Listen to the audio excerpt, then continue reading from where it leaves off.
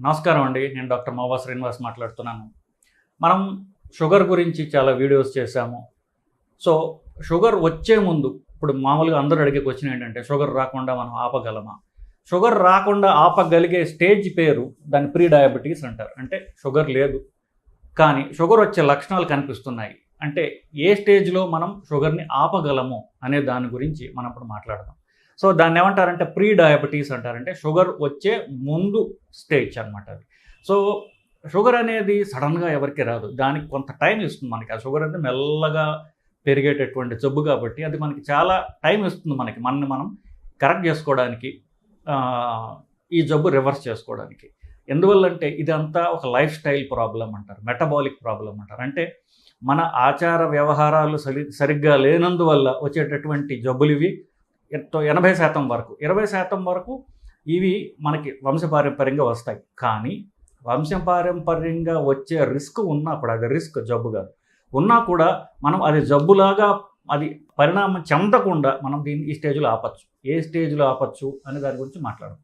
ముఖ్యంగా చాలామందికి ఎక్కువ బరువు ఉండడం వల్ల షుగర్ వస్తుందని మీకు తెలిసిందే. సో, వీళ్ళల్లో తక్కువ వయసులోనే ఈ లక్షణాలు కనిపించవచ్చు.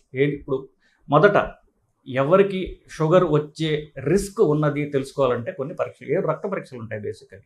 సో, ఖాళీ కడుపుతో షుగర్ గనక, ఫాస్టింగ్ బ్లడ్ షుగర్, ఖాళీ కడుపుతో ఎర్లీ మార్నింగ్ షుగర్ చూసినప్పుడు 126 కంటే ఎక్కువ ఉంటే దాన్ని షుగర్ వ్యాధి ఉన్నది అంటాం.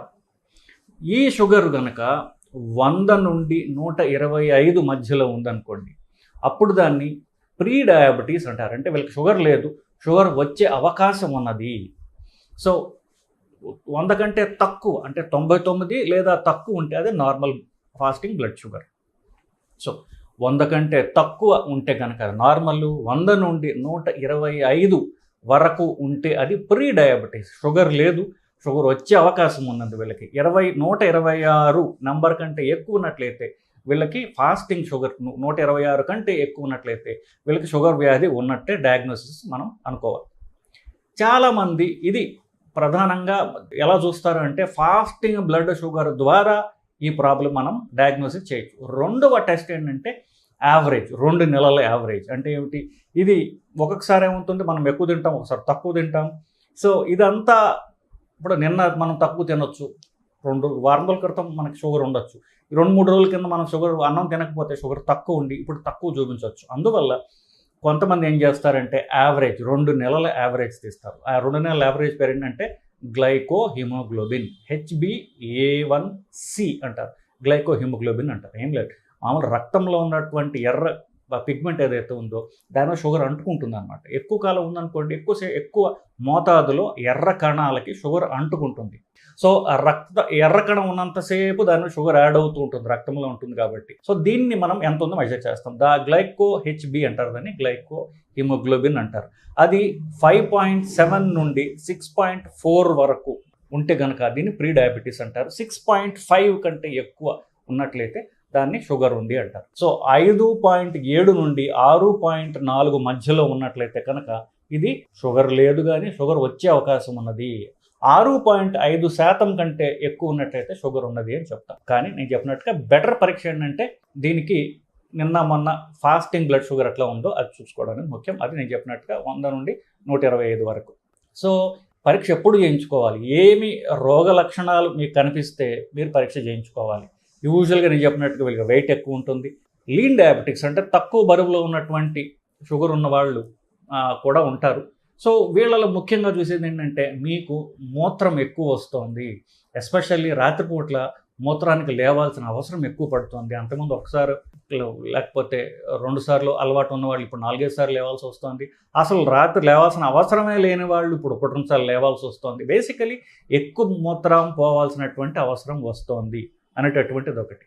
రెండవ సైన్ ఏంటంటే, రెండవ లక్షణం ఏంటంటే నిస్సత్వ, బలహీనత. ఏ పని చేయడానికి బలం సరిపోవట్లేదు, వీక్నెస్గా ఉంటుంది. అంటే ఫిజికల్గా పని చేయడానికి మీకు వీక్నెస్ అనిపిస్తుంది. మగవాళ్ళల్లో పురుషాంగం పైన ఇన్ఫెక్షన్లు రావడం. సో, ముందు ఫోర్ స్కిన్ అంటారు, దాని కింద కానివ్వండి. సో, ఎక్కువ ఇన్ఫెక్షన్లు రావడం, తెల్ల పొరలాగా వచ్చి కొంచెం మంటలాగా అనిపించడం. ఆడవాళ్ళలో అయితే మూత్రం ఇన్ఫెక్షన్లు ఎక్కువ రావడం. యూరినరీ ఇన్ఫెక్షన్లు ఎక్కువ రావడం. సో బేసికలీ షుగర్ మూత్రం ద్వారా పోతూ ఉంటే ఆ షుగర్ వల్ల ఇన్ఫెక్షన్లు వస్తాయి అనడానికి ఇది ఫస్ట్ అక్కడ వస్తాయి అన్నమాట. సో మాటికి పురుషాంగం పైన ఇన్ఫెక్షన్లు రావడం, ఆడవాళ్ళల్లో మూత్రం ఇన్ఫెక్షన్లు రావడం, యూరిన్ ఫ్రీక్వెన్సీ పెరగడం, తర్వాత ఎక్కువ వీక్నెస్ అనిపించడం, ఇవి కామన్ సిమ్టమ్స్. అన్కామన్ ఉన్నాయనుకోండి, బట్ ఇవి కామన్గా అందరికీ జరుగుతుంది. ఇవి గుర్తుపెట్టుకుంటే మనకి సరిపోతుంది. సో దానికి రోగ లక్షణాలు చెప్పాను. దాని ఇప్పుడు ఈ లక్షణాలు ఉన్నప్పుడు ఫాస్టింగ్ పరీక్ష చేసుకున్నప్పుడు, షుగర్ పరీక్ష చేసినప్పుడు అది ఎంత ఉండాలో కూడా మీకు చెప్పాను. నెక్స్ట్ ఇట్లా డయాగ్నోజ్ అయిందనుకోండి, వీళ్ళకి యూజువల్గా 5 సంవత్సరాల లోపల వీళ్ళు ఇప్పుడు ఏమీ చేయకపోతే కనుక వీళ్ళకి షుగర్ కింద ఫ్రాంక్ షుగర్ వ్యాధి వచ్చే అవకాశం 5 సంవత్సరాల్లో అధికంగా ఉంటుంది వీళ్ళకి. సో టైం 5 సంవత్సరాల లోపల మనం చాలా టైం ఉంది. 5 సంవత్సరాలు అంటే మన ఆచార వ్యవహారాలు, మన తిండి బేసికలీ కరెక్ట్ చేసుకోవటం, రెగ్యులర్గా ఎక్సర్సైజ్ అలవాటు చేసుకోవటం, ఈ రెండే, అంతకంటే ఏం లేదు. తిండిలో అన్నం కార్బోహైడ్రేట్స్ మానేయటం. కార్బోహైడ్రేట్స్ 4 రకాలు. ముఖ్యంగా మనకి అన్నం తినడం, అంటే పండ్లు లేదా తేనె, చక్కెర వాడేటటువంటి స్వీట్స్, 4వది దుంపలు. ఈ 4 మన యూజువల్ తిండిలో కార్బోహైడ్రేట్ సోర్సెస్. ఈ 4 తీసివేయడం ద్వారా తినే తిండిలో కార్బోహైడ్రేట్స్ తగ్గుతాయి. తగ్గిందనుకోండి మీకు రక్తంలో షుగర్ పెరగదు. సో మనకి షుగర్ వ్యాధిని మనం నివారించుకోవచ్చు. సో తిండిలో మార్పులు చేయడం ఒకటి. సో ఇవి తగ్గించి దీని బదులు మీరేం తినాలి? దీని బదులు ప్రోటీన్ ఉన్నటువంటివి తినచ్చు.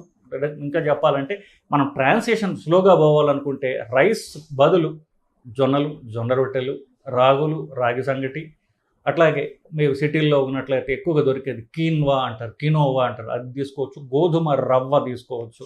గోధుమ పిండి కంటే రవ్వ బెటర్, ఎందుకంటే ఫైబర్ ఎక్కువ ఉంటుంది. ఈ 4 తినడం ద్వారా మీరు మీ షుగర్ని తగ్గించుకుంటారు. డయాబెటీస్ కాకుండా కూడా ఆపుకోగలరు. ఎందువల్ల?